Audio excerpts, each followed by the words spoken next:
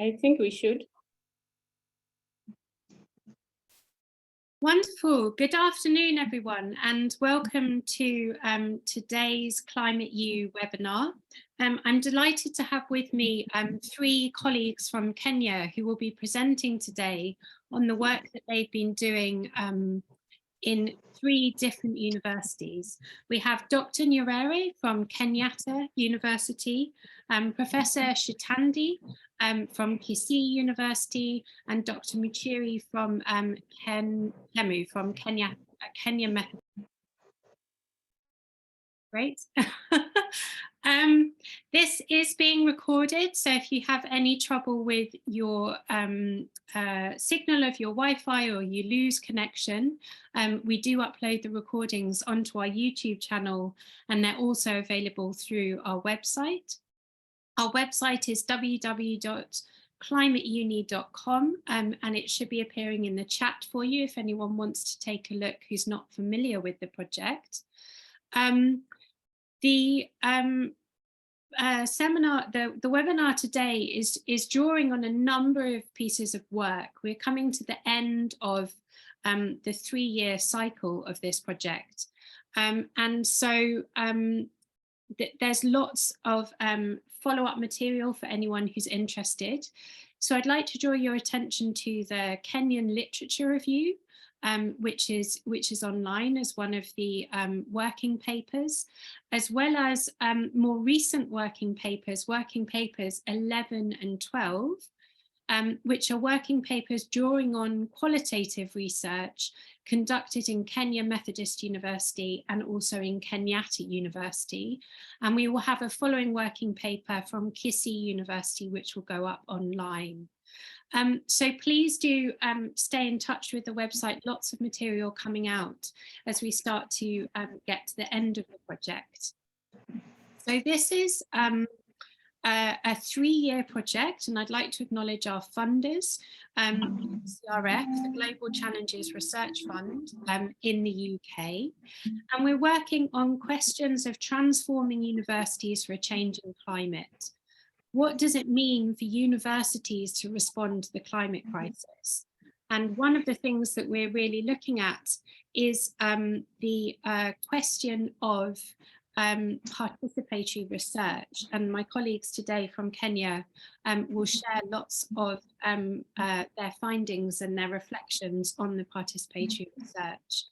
The project as a whole includes a range of universities in Brazil, e.g. Kenya, as well as India, Indonesia, Tanzania and the UK, UCL. So I'm Charlotte Nussey, Dr. Charlotte Nussey, and I'm the research fellow from UCL's Institute of Education.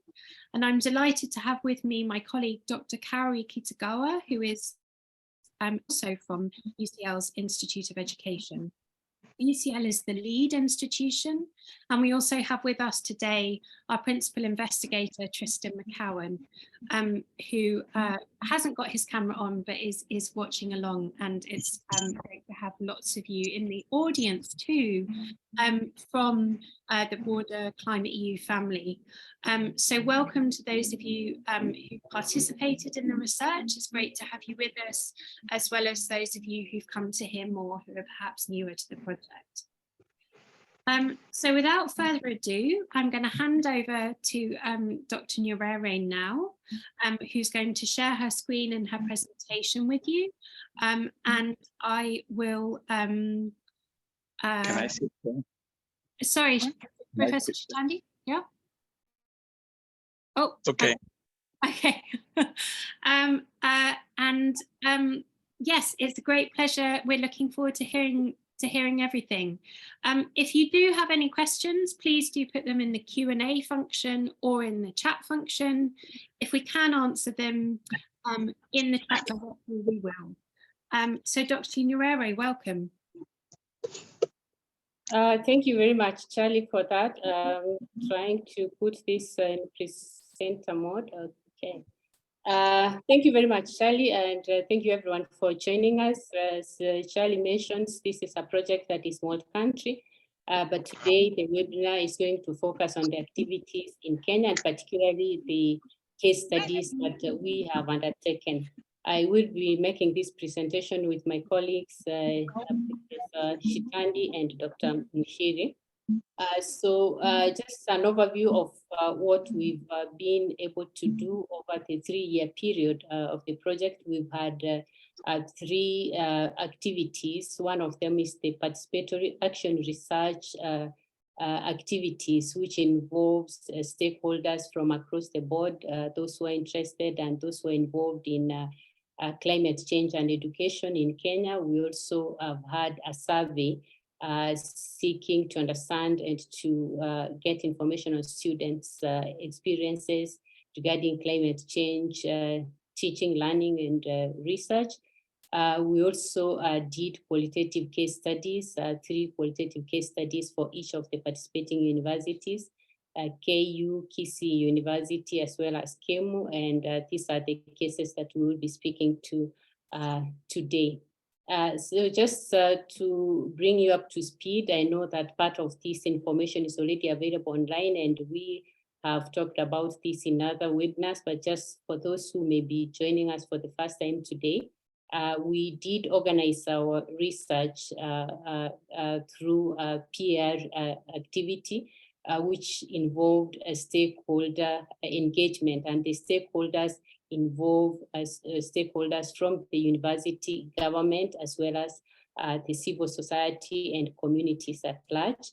And specifically for the universities, we went to the university leaders directly, as well as the faculty members, and involved students in our activities, and also in getting their views and in terms of discussing and coming up with interventions that universities need to undertake to respond or to take action on climate change.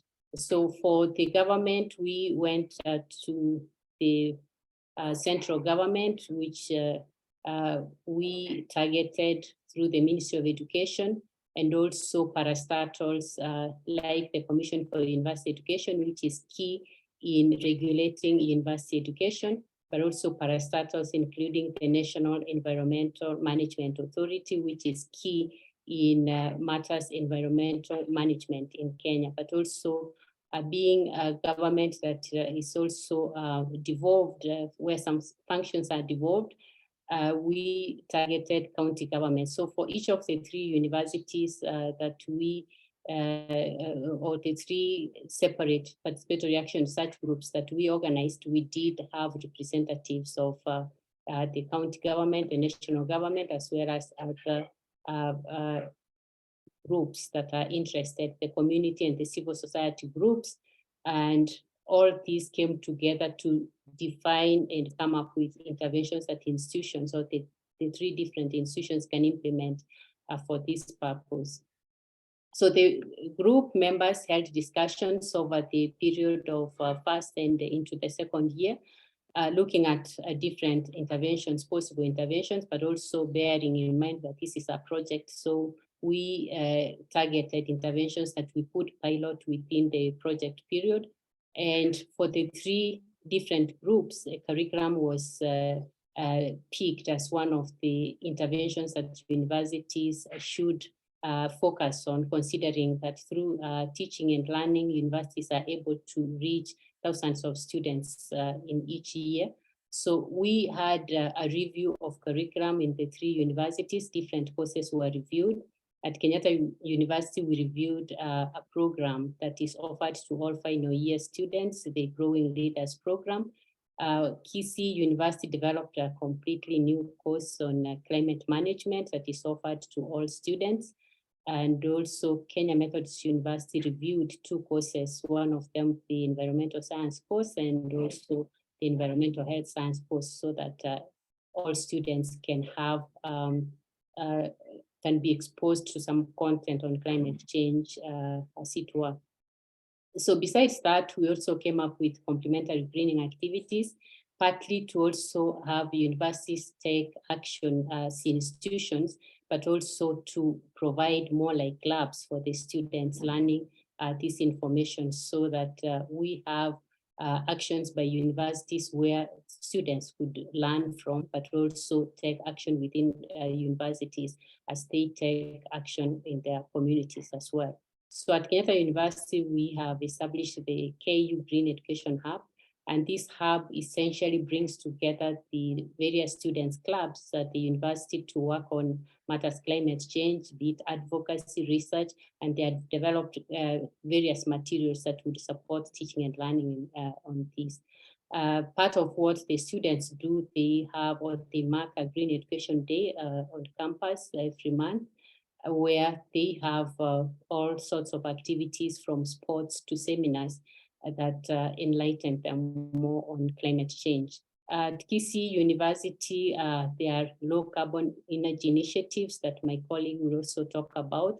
And the Kenya Methodist University have activities on waste management and also afforestation. So these are part of the activities that the project has been able to pilot within the 3 institutions, ideally ranging from all that students would be exposed to, be it through curriculum or action that they can take on campus and outside campus. So today I will take time to talk more about a case study that we did at Kenyatta University. But before then, I would like to also mention that part of what informed the interventions are the students' experiences through a survey that targeted 3,000 students in Kenya. And these are survey that was meant to actually seek to understand what students are exposed to in terms of content in teaching and learning, but also in activities related to climate change. So our target population was 3,000, 1,000 students per institution across faculties, but we got a response rate of slightly over 1,800 students. And from this, we got to realize that students would actually like to learn more about climate change, and some of them are not exposed to this content at all from the responses that we received. So ideally, what we picked from here is that the students are enthusiastic, they are interested in learning about climate change, but they are either not getting enough of this, and some are not getting exposed to this information at all. And trying to understand the level of exposure that they have to climate change, we also sought to understand, for instance, how often do they get to hear or to learn about climate change or to interact with climate change content. And you can see that many of them were getting this information either once a semester or once a month, or integrated in their daily activities, largely through talking to students, but also in class and on-campus activities largely. For the outreach activities that they have already participated in, we realized that they have been participating more on in community activities, social work, waste collection, and such. So this, we realized, is a part of what they organize through their clubs, and sometimes when perhaps when institutions like the National Environmental Management Authority is organizing activities to mark an environmental day, they get to participate in this. For those activities that they would like to participate in, we realize that they still would like to participate more in community activities, but also to promote and create awareness on climate change in their society. So ideally, this gave us a feel, of course, part of this or more about the survey and the responses that we got from students is also available online as part of our working paper series. So coming to the case studies, we have different case studies for each of the 3 universities. And at Kenyatta University, we considered looking at what Kenyatta University is doing, or the action that Kenyatta University is taking on climate. And this was a qualitative case study to actually complement the information that we gathered through the survey and also the PAR process. We've since expanded this study, but to other universities participating, but for the purpose of this and the paper that has been presented, we will focus more on the findings from Kenyatta University. And the aim for this study ideally was to analyze the extent of climate change content coverage in the university curriculum, looking at existing greening activities, collaborations, and opportunities and challenges that they may be facing in climate action. So this survey targeted university leaders and specifically deans of schools, as well as other leaders involved in matters either education, research, and partnerships. So the information that we received has been transcribed, and this is part of what we picked from the responses that we have in terms of the climate change and how this climate change is represented in our curriculum at Kenyatta University. We realized that we do have one postgraduate course that is purely dedicated to climate change and sustainability at the School of Environmental Studies. We also do have two common courses, one that's offered to students in education. They're all purely about environmental education, and there is also one by the School of Hospitality. We do have some programs, standalone departmental courses in two schools, architecture and built environment, as well as environmental studies. And we do have cases where this content is mainstreamed in other courses, specifically in agriculture and enterprise development, economics, engineering, in various ways through this. Just to mention that this data was collected before a merger of schools. These days, some schools that you see here have been merged, but at the time of data collection, they were still independent. And this data was therefore collected from deans of schools before they merged to fewer. There are schools that were offering elective courses like the School of Law, but there are also schools that do not have content on climate change at all. So this is what we picked from there, and of course giving us an idea of where then we need to impact when it comes to getting all students access information and knowledge on climate change.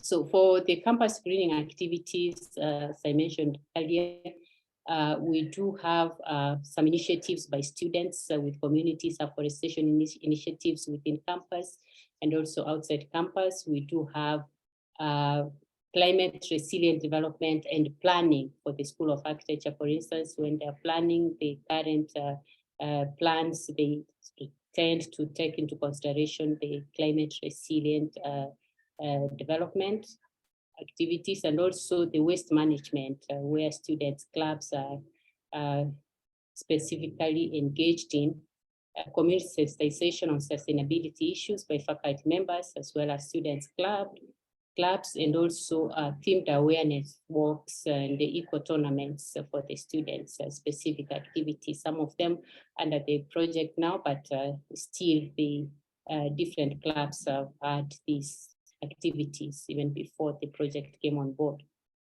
So we were interested in knowing the support that climate change action has on campus. We realized that ideally we do not have a climate change policy at the moment. We are hoping to develop one through the project, but we do have the an environmental policy or a policy on environmental matters. So most schools that are addressing matters environment and climate change are ideally drawing from this policy. But we do also have two schools who have a specific policies on environmental and sustainability policies.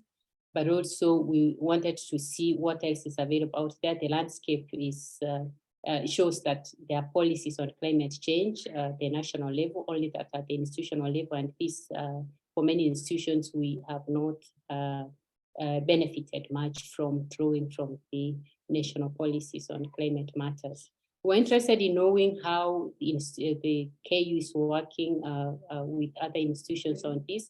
So we do have a center for international programs and collaborations that is linking the university with other organizations, organizing conferences and actions on sustainability issues.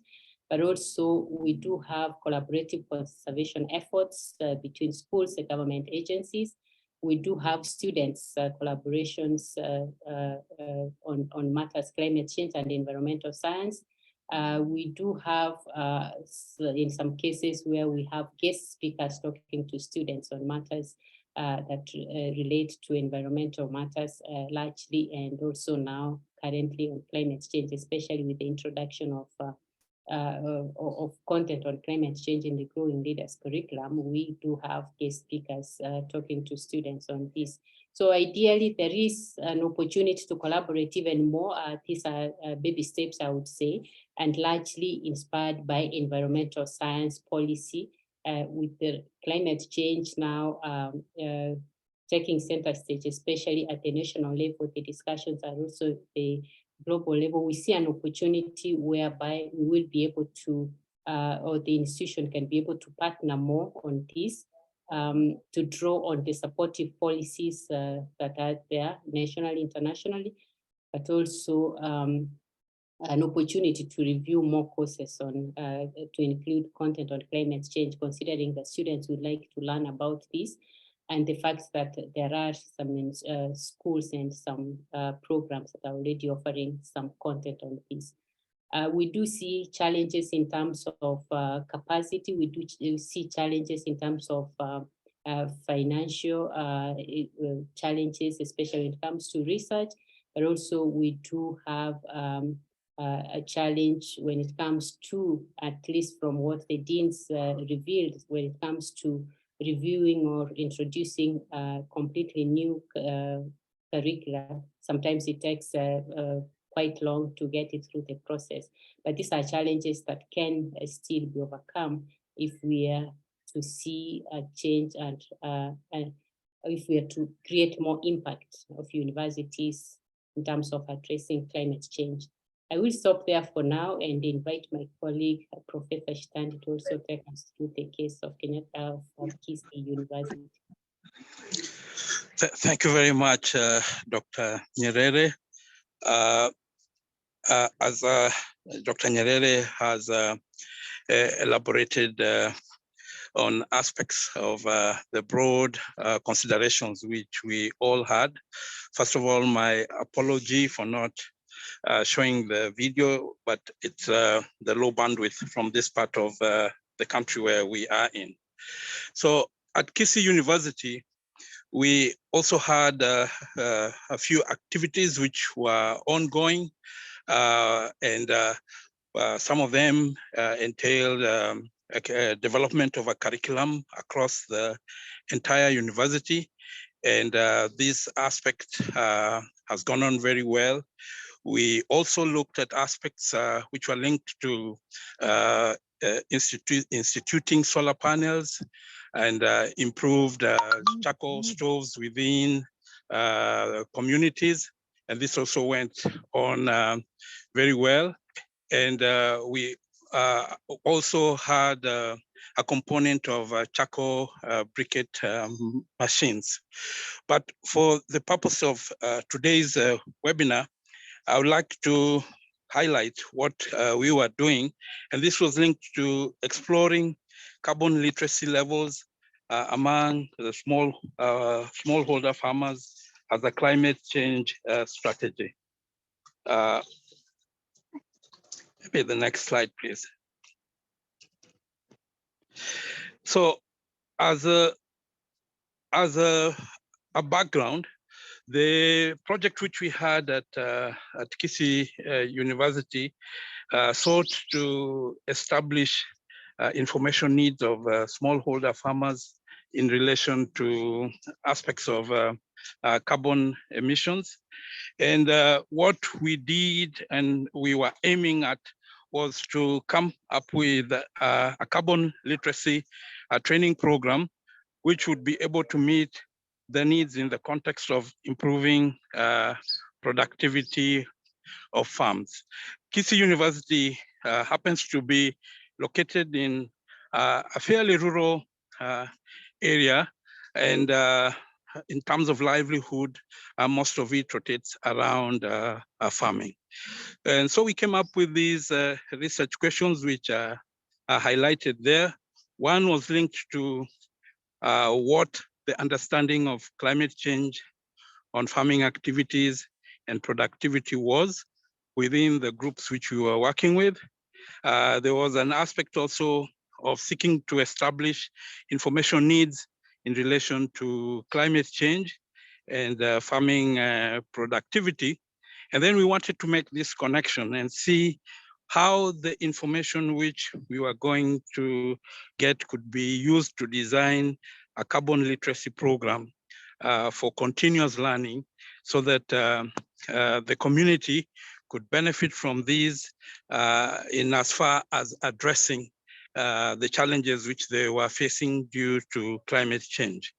And so the fourth research question which we had was, we wanted to see the digital tool which could be leveraged to design and deliver then this carbon literacy program. So for the methodology, what we were using was, and maybe Dr. Nyerere, please, the next slide, was a participatory action research approach. And Dr. Nyerere has alluded to that process in detail. And we were able to do this in 2 counties within Kenya, which, as I've said, were rural counties. And we had various aspects which we used using this approach.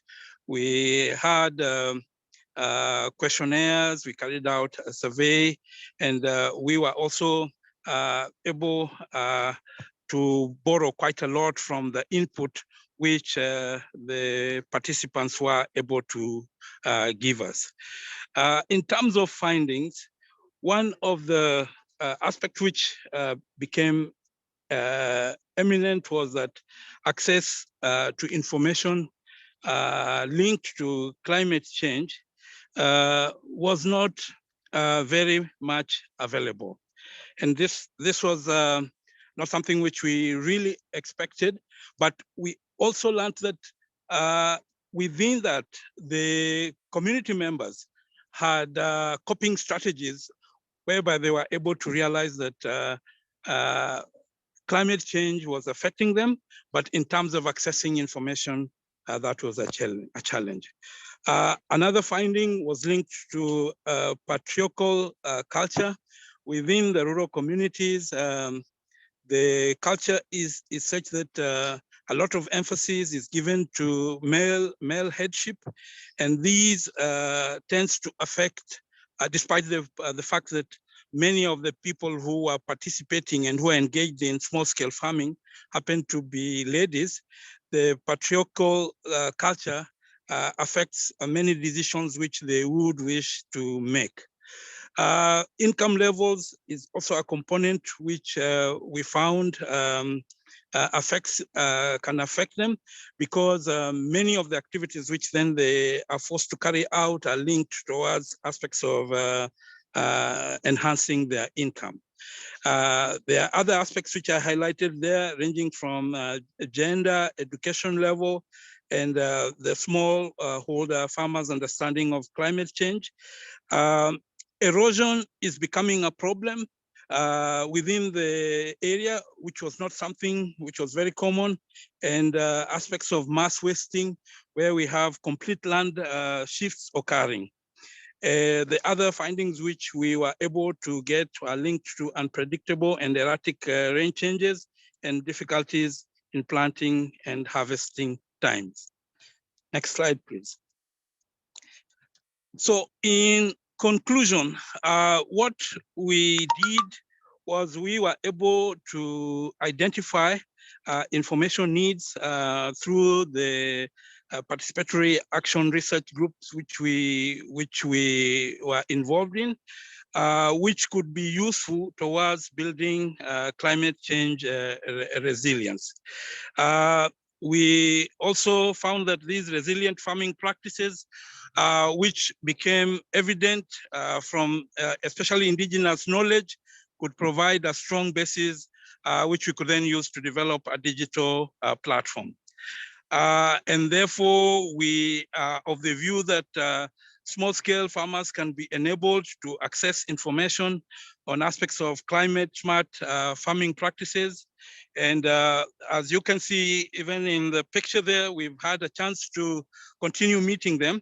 And we have been able to develop an app which we are in the process of piloting to see how this could input in a positive way to the small-scale farming practices in the 2 counties. Thank you very much.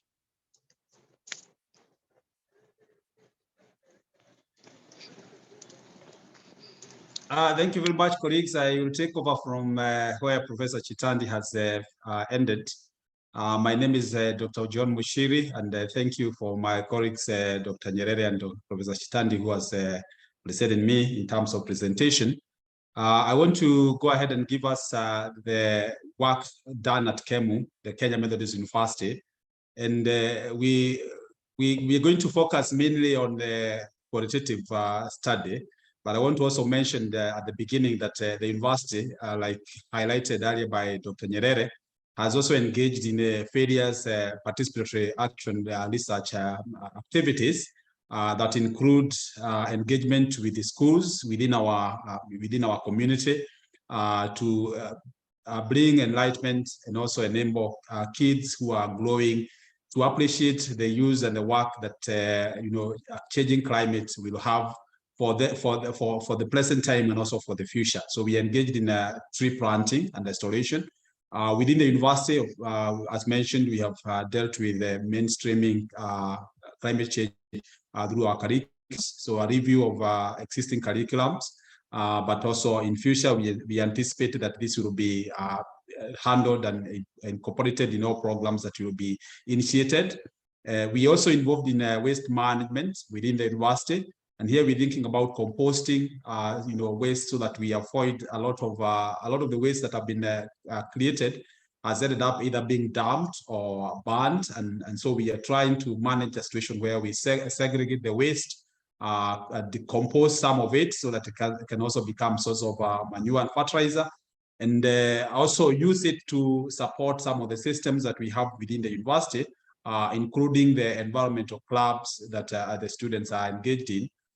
We are also engaged with ensuring that that at the end of the day, we can also be able to restore some of the overland crops that have been used within the community that we are in.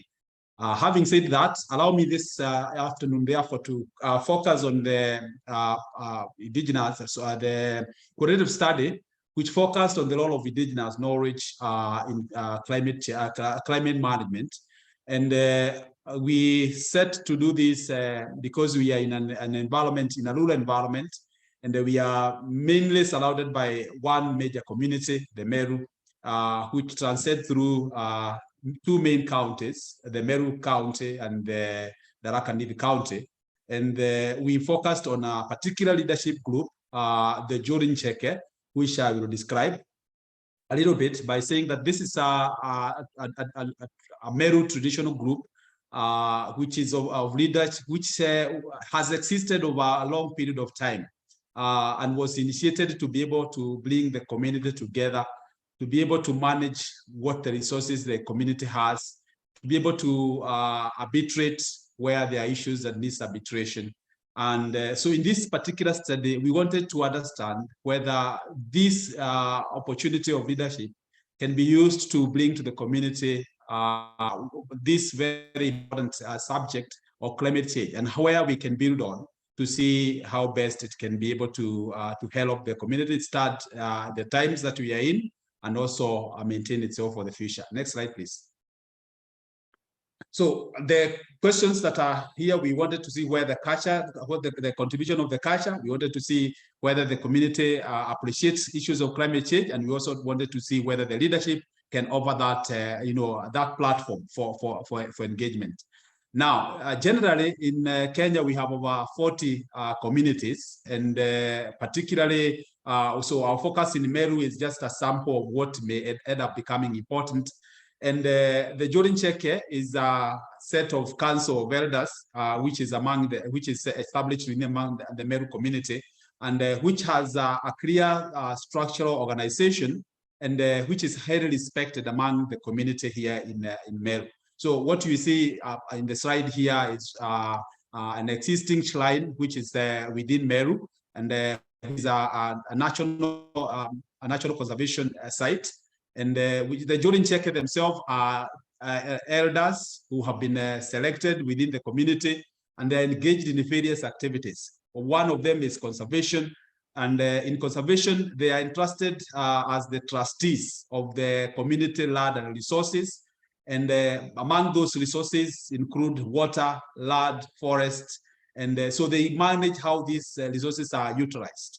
And where there are issues of conflicts, they come in handy, and they are the primary, team the community works with to be able to arbitrate and to resolve. So what you will see in this picture here, you see them engaged in a situation where there was water that had been blocked, and there were issues downstream, and so they come in to help to see whether this can be resolved.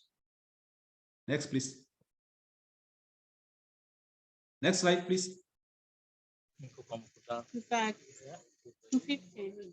Yeah. So what?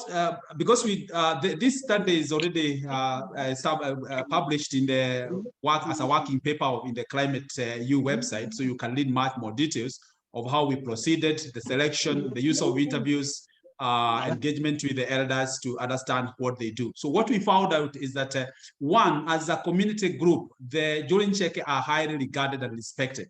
And because of that high regard and respect, they become an important component of how you can approach the community and deal with the issues regarding the resources that they have. And this is an entry point which the study has established that can be used to bring to the community any possible changes that may be proposed. And because the community does respect them, if you want to really get to understand or to know how the Meru community is organized, or what they do and how they would build themselves, then the Jorin Cheke becomes an important considered group to go to. Now, the leaders are directly involved in conservation initiative. They protect the rivers. They ensure that people do not just cut down trees. According to the Meru community, for you to cut down a tree, you had to redefine the purpose. And so they are responsible for ensuring that is not done harvestry. They will be involved in where people have conflicts because of land issues or water, because you have communities that are living within areas where water resource, there is water resource, but the other areas where water is much more scarce. And so occasionally you have some conflicts because the upstream communities may block certain rivers, and the Jorin Cheke comes in to provide a platform for discussing on how best that they can share the resources. They are involved in ensuring that certain trees are planted in particular areas and not others. So they will, for example, say you cannot plant the eucalyptus tree near rivers because that will lead to draining of the water resource. And so there are specific areas where you can plant certain trees and not others. And you can do farming up to a certain extent and not the others. So these are some of the observations we made. And as you read the story, you will see how directly the Jorin Cheke were involved in ensuring that the resources among the Meru are equitably shared, and that we reduced conflicts. But much more so, ensure that the generations in the future have something to go back to. So they are involved directly in sustainability activities. Next, please. Next slide. Next slide, please.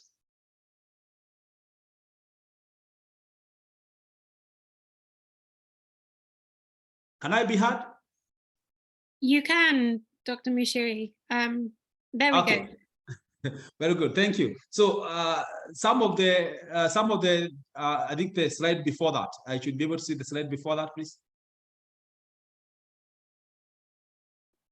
Okay, so some of the issues that we have found through the study is that the indigenous platform is an important platform for initiating programs that would directly affect how we manage climate change. So as a university, we see this as an important consideration as we work to engage more with the community because the initiatives that the university is making are best accepted when you go through the already laid down platforms within the community. So we have seen that this is an important entry point into the community initiatives that we are making, and that the university also has an opportunity to engage with other stakeholders, the government, the church, the non-government organizations, the CBOs, to initiate what we call sustainable programs. And because of the understanding of what the community needs are, then we have a platform to bring together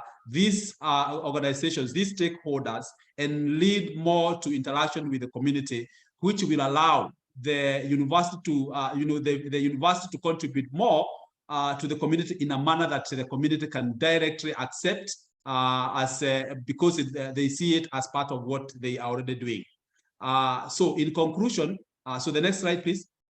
In conclusion, we see an opportunity as a university to build on the existing indigenous knowledge, because this existing indigenous knowledge already has avenues from where we can hold together and lead to a situation where the community is using the resources more sustainably. The community is addressing matters of resource conservation in a more understandable manner, because using what they have as structures, we are able to engage more and involve or interact with them in a better way. We also see an opportunity as a university to establish a resource center based on what we are finding within the community. And this resource center will provide a platform for future engagements, because as we know that as generations change, sometimes the indigenous knowledge may be lost. So university finds this an opportunity to provide the forum and also to create an opportunity for future generations to come and learn. We have also observed that a lot of the things that are being done by the communities may not have been mainstreamed in the curriculums. And we hope that this initiative will also allow us to mainstream this so that our own students can directly get involved and get to learn. And in the process of initiating small programs, we are able to provide an avenue for addressing the issues and the major issues that are arising, like climate change action that is required today. And I think, next slide, anything else?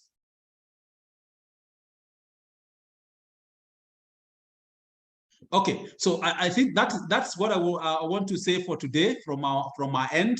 The full picture of what the Jore Jeke community involves and how they address the issues of natural resource conservation is available as a full paper, a working paper on the Climate U website, and so you can engage more, and we'll be happy and ready to respond to your questions. Back to you, Charlotte. Thank you very much each for 3 fascinating presentations. I'm going to hand over now to Dr. Kitagawa, who's one of the co-investigators of the Climate U study, and has also written a really interesting working paper, which is in the working paper series, working paper 2, I think it is, which brings together the idea of climate change with disaster reduction. So do have a look at her work, and I think you have an upcoming working paper which will be published soon as well. So I'll hand over to you, Carrie, to respond to those really interesting presentations. Thank you. Thank you, Charlie, and thank you for Kenyan partners for this wonderful presentations. I fully enjoyed, and I would like to congratulate you on amazing achievements, so many different activities you have undertaken. It's impressive. I would like to just speak for 5 minutes, 10 minutes. First of all, to just comment on each university activity, but also want to kind of tease out common themes that we can think about. So it's really nice that 3 universities have looked at very different areas, and that the Kenyatta University's key projects focused on university activities, particularly curriculum, program development. And it's just so wonderful to see your students are very much climate aware, and they are already activists in themselves, engaging in range of activities on campus and outside campus. And particularly the data that you shared with us, that 50% plus students are actually doing some kind of community activities, community actions by themselves. So that is really positive.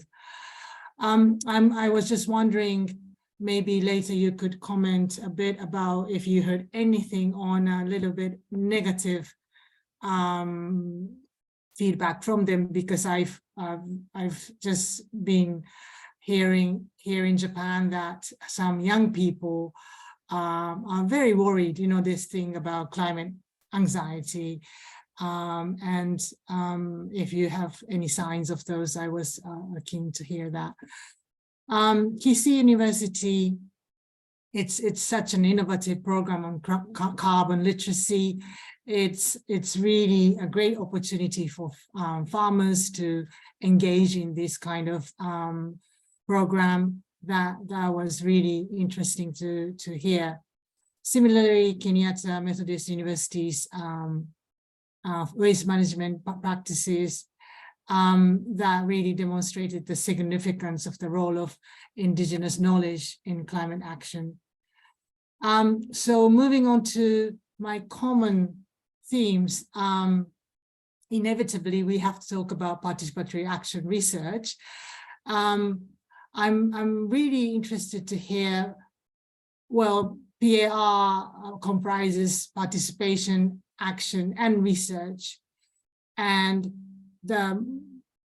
probably your focus today was more on research part of that, but participation and action, how confident are you that your participants, they have really exercised their agency and they owned these programs, and you were confident that this was a form of participatory action research? It is not simply action research, it is participatory action research. So we want to focus on those two first elements. And the second point is still on PAR, that it's always a challenge for us that how do we narrow this gap of students, professors, experts, laypersons, farmers, academics, or even city, rural. There is a wide gaps in between these groups, and we belong over here, and your participants belong on the other side. How have you, or what did you do to narrow this gap? Because collaboration, working together, is the core ethos of PAR. And the third point is, I'm not sure how many of you were trained ethnographer, but I'm increasingly wondering if ethnography is a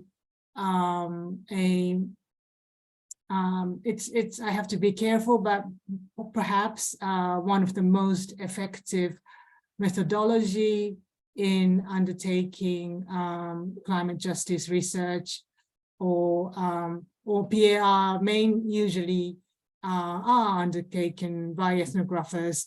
How did you feel about that aspect? Did you feel, or are you an ethnographer, and therefore it was quite natural for you? Or if you're not ethnographer, did you feel you would have liked to gain some training as an ethnographer, or did you feel that ethnography is not that relevant? And the next point is about indigenous knowledge, more broadly, probably local knowledge, which can include indigenous knowledge. Well, it is climate justice research is said to be context specific, but how researchers can work together to enable climate justice in indigenous communities, or to maximize the use of indigenous knowledge. If you have 40 indigenous communities in a region, you cannot get into every single community and work them separately. Have you had any ideas? How can you make it more accessible to as many communities as possible? And lastly, I know that this was the theme of the previous project meeting, but how confident are you about the continuity of all of these activities? Because what we don't want to see is once the project is completed, that once we leave these communities, they will not be able to sustain their activities. Have you done anything so that anything specifically so that they are able to continue what these projects help them develop? So it will be interesting to hear those areas. Thank you so much. Thank you, Carrie, raising some really huge questions there across the 5 different topics. I wondered if it would be easier to start to go through them one by one, or would you like to just pick one that you felt like you wanted to most respond to? Dr. Nyerere, perhaps we could start with you. I have the 5 written down if that would help for a refresh. Okay. Thank you, Kauri, for that. As Charlie says, they are quite heavy questions, but they are really important to some of them to also help us in terms of creating impact even beyond the project. So I would start with the question you talked about, the students' feedback. We did not get information on the anxieties, and that could as well be because of the design of the survey. The design was very specific in terms of their experiences, what are the activities they're involved in, how exposed are they in terms of content on climate change. And being an online survey, which we really do not have face-to-face, of course, we did have some focus group discussion with a few students, but the questions were such structured to provide information on their experiences on campus. So we did not get to pick information on climate anxieties, at least not from the survey. That's perhaps something that we might want to do in other areas, perhaps more of a qualitative or an interview setting, but the survey was quite structured. And remember, this survey is a survey that was offered to students across many countries. So it was very specific in terms of the data, also because we wanted some to have some comparison across the different settings. The question you asked about the PAR activities and if we are sure they were able to exercise their agents, that has always been the question. I mean, when it comes to PAR and having different stakeholders on board, this is something that we were keen to ensure that the different stakeholders that we bring on board are given room to be able to provide information and to participate freely. So we are, of course, aware that in the same room with the university leaders, faculty, and students, there can be some level of perhaps getting more views from faculty and the leaders, and then the students are not given a chance. But we did try, at least in the three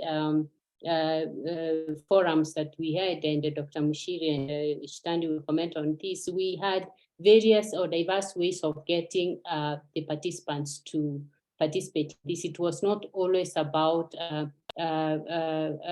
more like an interview and a question and answer session, but there were also cases where different questions would be put across, and students or all the participants write down what their views are on different aspects, starting from their expectations to giving feedback on various issues. So we had sessions where people could write their responses if they don't feel too comfortable to air them. But we did actually provide an environment, we believe, to ensure that everybody's voice is heard. And this was back and forth, so we would have very diverse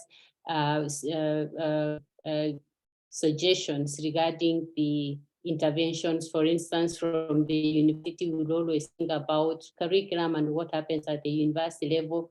Then we would have, of course, those other actors thinking about policy. Others would think about what would be the site of impact should be the community level. We did come to a consensus, and if you can see a mix of the various activities that we are implementing, they reflect that diversity, where there is, of course, the pull to have curriculum, which many actors still agreed with, but also we have other activities that where the site of impact is not just the university, but also at the community levels. So we had this, and we had enough time, I would say, over the years. Actually, we took more time to get to agree on the interventions, just to provide space for the back and forth for different interventions. They would be discussed, each the merits and demerits of that, considering what the question is, transforming universities for a changing climate, but also what can be achieved within that period. But I believe that we did provide space, at least, for everyone to participate. We did, when it comes to the question on ethnography, not sure I'm the best to answer this. Perhaps Dr. Mushiri would give it a go, because he worked directly with communities at Kenyatta University. The intervention and also the greening activities have been more at the university level, but ideally having participation from community members. And it so happens that the universities are located, besides Kenyatta University, Kisii University and Kenya Methodist University are located in the rural parts of the country, but also the surrounding communities happen to be the same ethnic groups that perhaps Mushiri and Professor Chitandi will tell us how they went about this, but we are not ethnographers, at least not the three of us making the presentation here. Regarding the indigenous knowledge, I think this I'll pass to Dr. Mushiri. Continuity of the activities, again, this is always a challenge of any project when it comes to an end. The question is, how do we continue with the activities? So we did have this in mind, even in designing the interventions. If you look at curriculum, for instance, the interventions we've made when it comes to curriculum reviews, those cannot end with the project. So at least we know that if nothing else, the curriculum or the impact we've had on curriculum might go beyond that. But we're also trying to institutionalize, or to see if possible to have these activities that we've started institutionalized, the activities by students at Kenyatta University through the Green Education Hub. For instance, if the university can continue beyond the project to continue involving the students. We have many students who've signed up as ambassadors who want to carry this forward. So if these are institutionalized, then it becomes easy for the project to live on beyond that. But what we probably can say, at least what we are sure of, is that curriculum will not be stopped with the end of the project. But for the other activities, we are seeing how they can be institutionalized. Thinking about policies, Dr. Mushiri will talk about that, developing institutional policies like this, and we hope that these are some of the ways that the project will continue to influence beyond the project period. Yes, now I allow my colleagues also to chip in. Thank you, Dr. Nyerere. Dr. Mushiri, would you like to come forward, particularly on those questions of ethnography and indigenous knowledges, but any other of Carrie's points that you pick up? Welcome. Thank you very much, and thank you for the response from Dr. Kalauri. We are glad to have that input. I want to focus mainly, of course, on the bits of the questions which Dr. Nyerere specified that I would probably be in a better position to answer, apart from the others, which of course are more common to us. Now, the ethnography question, the question of whether we would want to have some trainings, that I would say yes, because we are not very fast with that background. And I say that particularly because, like you have mentioned, we have many communities, so many indigenous resource in terms of the personnel, and also the diversity in terms of the people that we are going to be interacting with. And for us to gain the best value and also achieve what we are calling climate justice, then it will be important to know how do we approach the various community, the culture, given the fact that we are coming from different backgrounds ourselves, and we have to interact with the people coming from a different field. They may have a different view. For example, the question of gender, which is critical. Different communities approach gender differently. They may perceive that so certain gender is more endowed with certain, level of power and so forth. And yet, for you to achieve justice, you have to be able to see the balance. For example, what we are thinking about as a continuity of the study that we have taken, we want to see now the input of the women and children. We are already planning to see, we have looked at the group that is mainly men, and who are by the community endowment, they are the leaders. But that cannot mean the other people, the women, the children, and the youth have no contribution. So that's part of what we want to think. We want to take up immediately, so that we can see what do they take, and how can that be then built into the future. Because we are going to be talking about this more and more. And of course, there are different communities. So ethnography becomes a critical part of trainings that those of us who are involved and others may actually benefit a lot from in bringing out the best, or bringing out the best opportunities within the communities that we are studying. And similarly, the question of the indigenous knowledge, like we are saying, and the local element.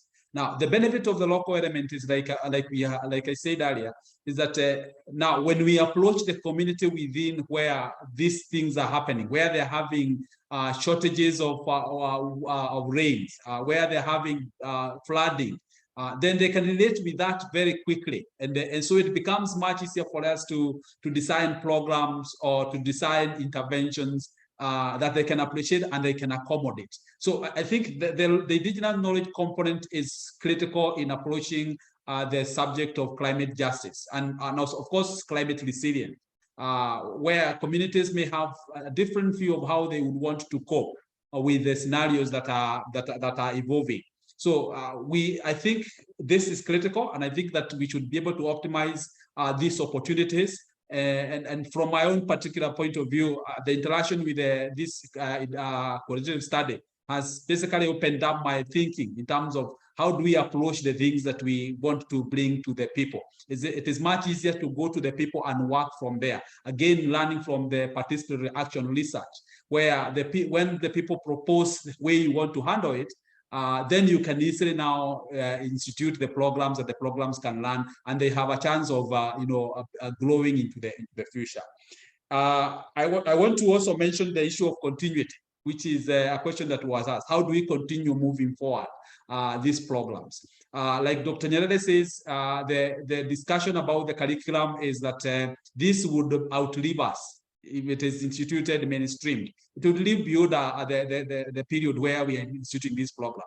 And once the leadership in the institutions take it up, once the students embrace this and the way we approach, the way we are delivering this curriculum, then it is going to go beyond our season. It is going to go and it's going to impact far and beyond the students that we have within our own community.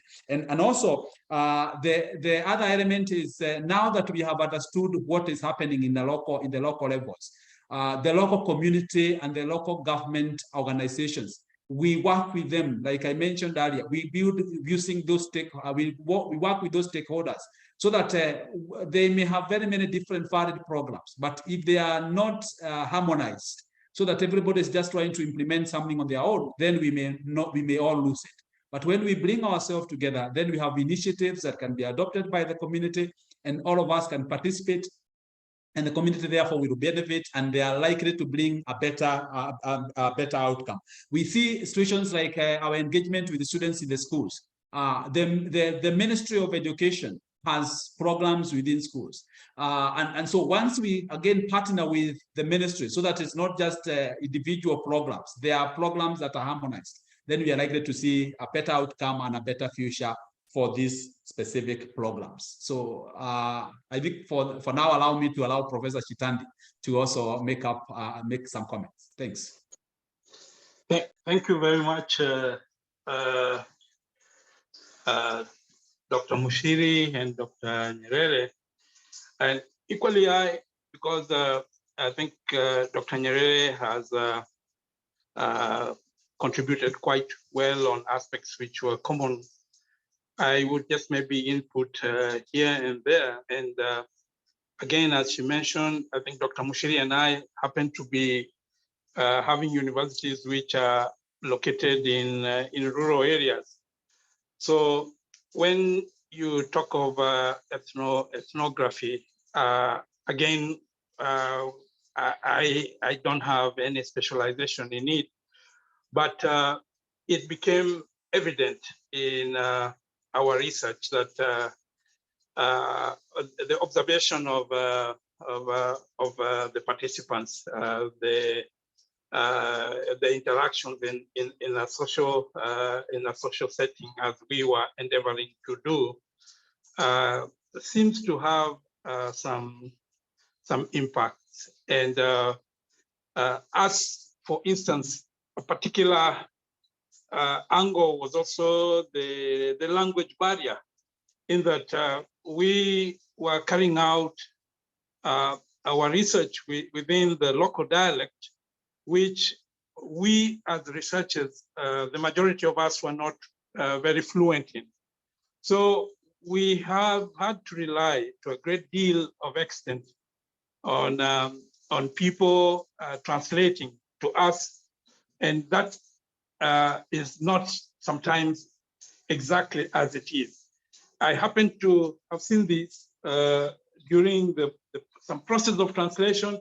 Some of the participants had also a good grasp of English, and when we would get the translation, they would again chip in and say, no, that's not what we meant exactly.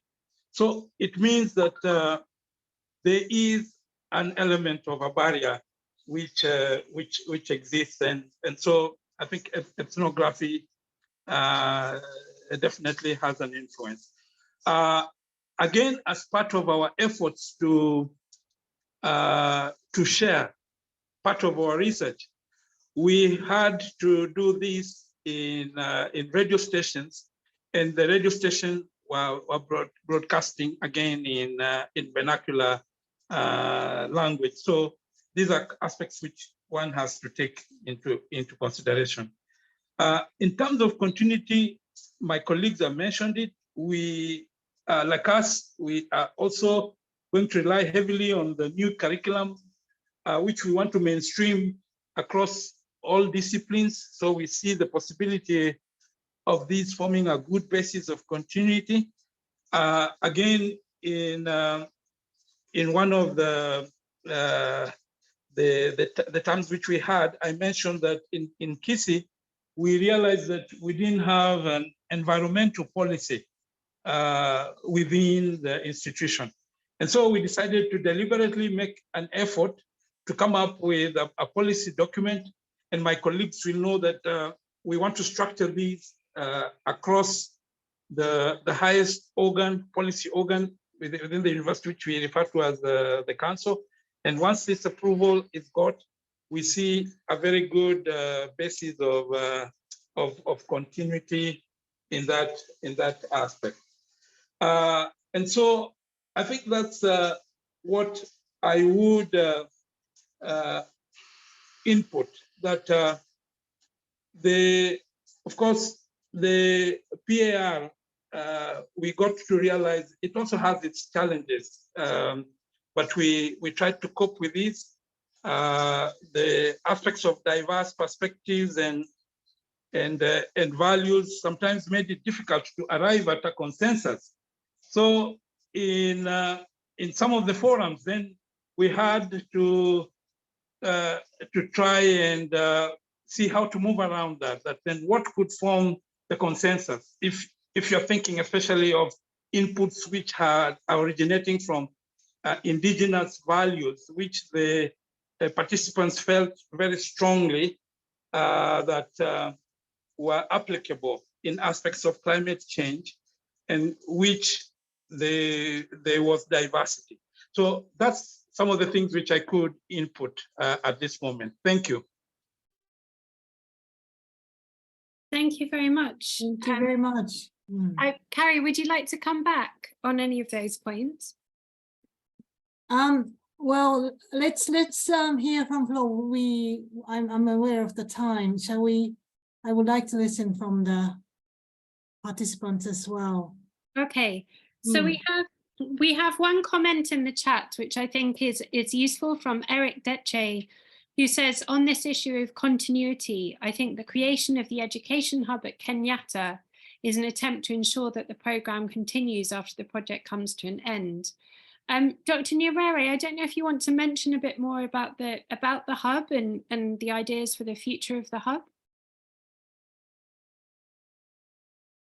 Yeah, thank you, Eric. I'm happy to hear from you. He's one of the participants who also contributed to the establishment of the hub at Kenyatta University.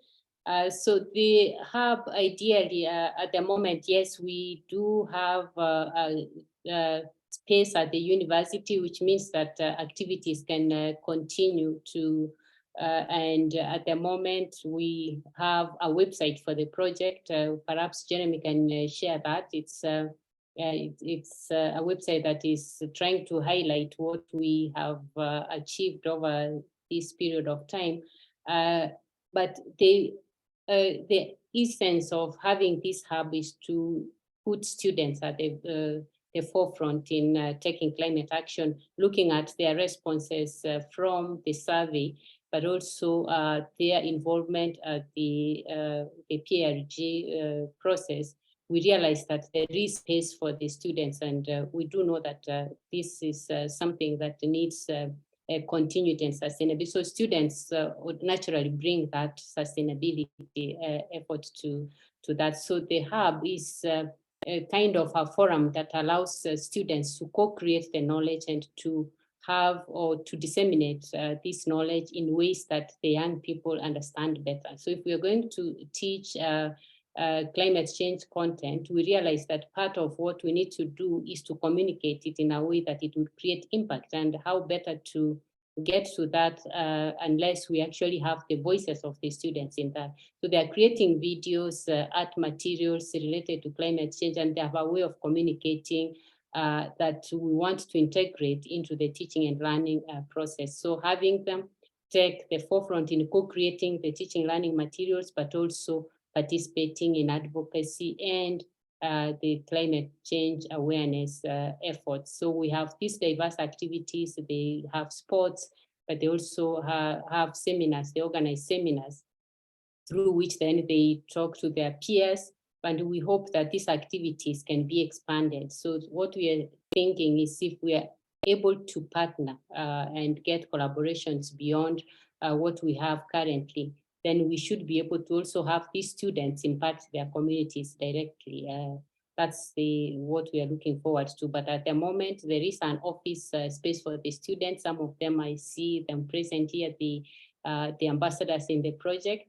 And we are hoping that they would continue with these activities to support the teaching, learning, and also to advocate for climate action beyond that. Yeah, that's briefly about the hub. Brilliant, thank you. And Jeremy has shared the link to the hub in the website in the chat. So do have a look. There are some fantastic resources there, and I've really been enjoying hearing from the students at Kenyatta through that.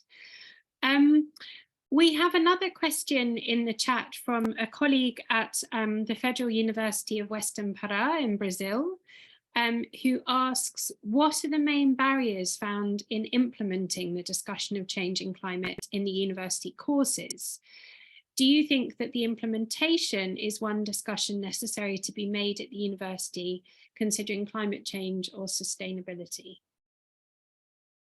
So I don't know which of you would like to pick that up around implementing barriers.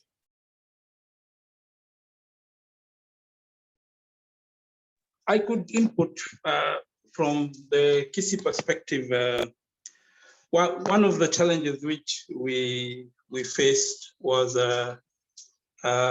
when we were trying to come up with a curriculum which could run across virtually all disciplines.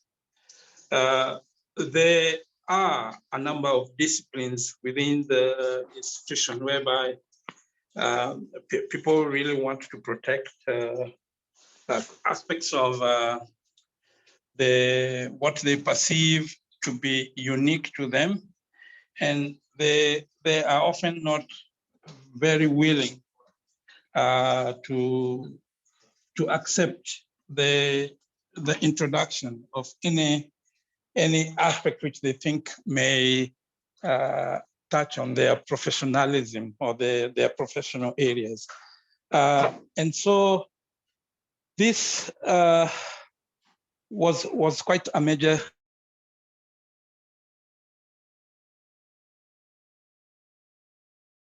Professor Chitandi, you're muted. I'll just unmute you. Sorry. You said this was a major... Yes, it was a major challenge in terms of finding acceptance across all the disciplines.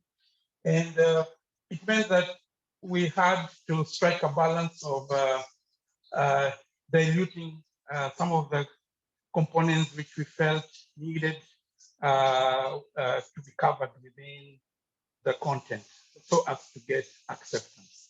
So that's an aspect which I can give as an initial barrier, that when you're trying to work across various disciplines, sometimes there is a resistance in that people feel you are infringing on areas which they think is their professional area.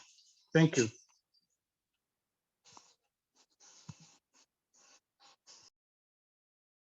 Can I just add something to the curriculum intervention is one of the interventions that was actually proposed at the very initial meetings. It was dropped along the way and then picked later. Reason being that usually there are processes, especially in Kenya, to come up with a new curriculum, and the process through the university itself all the way to the regulatory body, that's the Commission for University Education, before that's approved. And beyond that, you also need space. For instance, if you're going to introduce a new curriculum, it's not something that you'll decide today, because there are many other processes that will have to go, have to be taken into account before that is, because students have a number of courses they have to take during their lifetime at the university, and a lot of times you find that this limit is already reached. And so what do you do to ensure that you can introduce this? And that's one of the reasons why initially the curriculum change was, or a new curriculum was proposed for the institutions, and later KU and KEMU just reviewed these programs.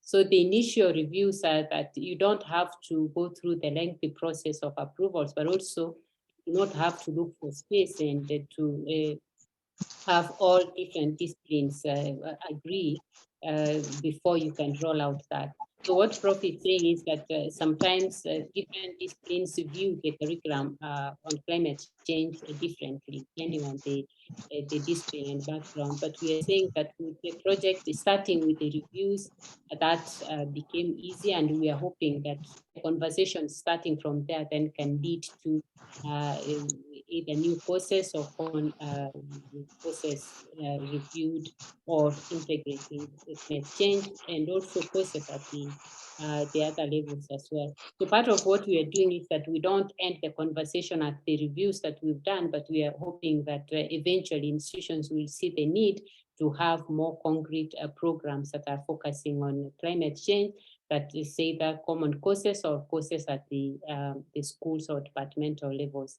That's the challenge that we did come across, but where we are, we feel that we still have been able to make impact through the reviews that we made in curriculum. But of course, yes, it's not something that takes a short time to get a new program running in a university. If I may add to that, of course, the other element is the resources required to, of course, once you do a curriculum change, like where you want to engage every student in the university, the implementation or the involvement of that requires a certain level of resources, both in terms of, especially when you deal with climate change issues, there may be need for some practical elements. And so obviously people will see how do we make sure that this curriculum is not just going to be, it's not just a curriculum that is going to ask for resources which are not very clearly defined.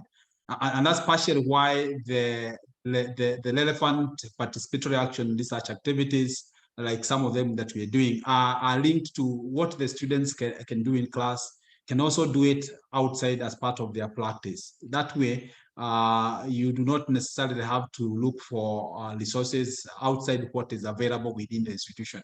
For example, when we do waste management and people are learning about climate change and how it's related, and they can link that, then it becomes easy to implement. Otherwise, if you're not clear on that, then the institution thinks that you may be building something that you cannot sustain, you cannot take very far, or it's not going to be effective because you may not have sufficient resources to learn it. So that's another element about these curriculum review processes.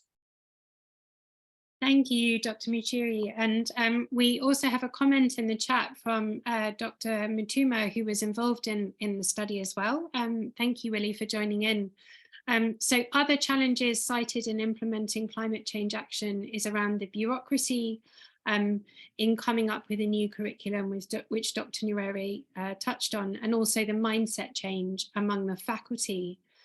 And just as the last question, we have 3 minutes left, but I think it's an important question and it would be good to engage with as the last question of the day from Gideon, who asks, do we need to incorporate climate change topics in all disciplines? How do we justify that? What is the main point to convince faculty members to cooperate on curriculum revision? I don't know if one or all of you would like to respond. Again, another big question around where climate change comes in the institution, but I think an important one, and it would be great to get your insights.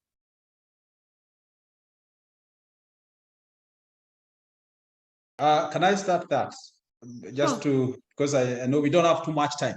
But the question is relevant, and the element of mainstreaming climate change action in all disciplines is core, because unless we are able to relate with climate change as not being a sectoral part of our lives, but see it as affecting us in all elements: health, education, agriculture, and so forth, and engineering. Unless we see it from that perspective, then when it stands out as sectoral, then the implementation of programs that are relevant would become very difficult. So there's a concept of wanting to mainstream or wanting all students, all disciplines to have a feel, to have a feel of what really this subject is about. And so we want to see it in such that even in terms of delivery of this curriculum, it is delivered by people who are in these particular professions, so that engineers can talk about the issues that affect them and how climate change affects their practice. The medical people can talk about how climate change affects their lives and so on, so that if it is left to just one sector or one end of discipline, then it may not have the impact that was intended. So this is the concept of wanting to have this as being mainstreamed.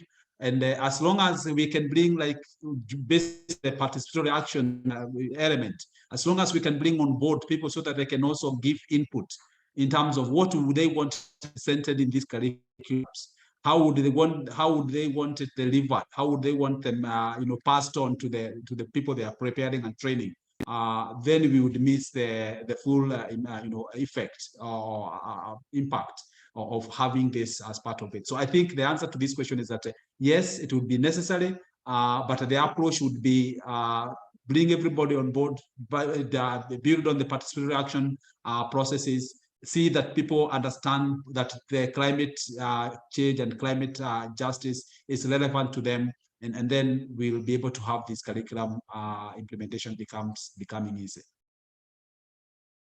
Thank you, Dr. Mushiri, and I think perfectly ending there to time.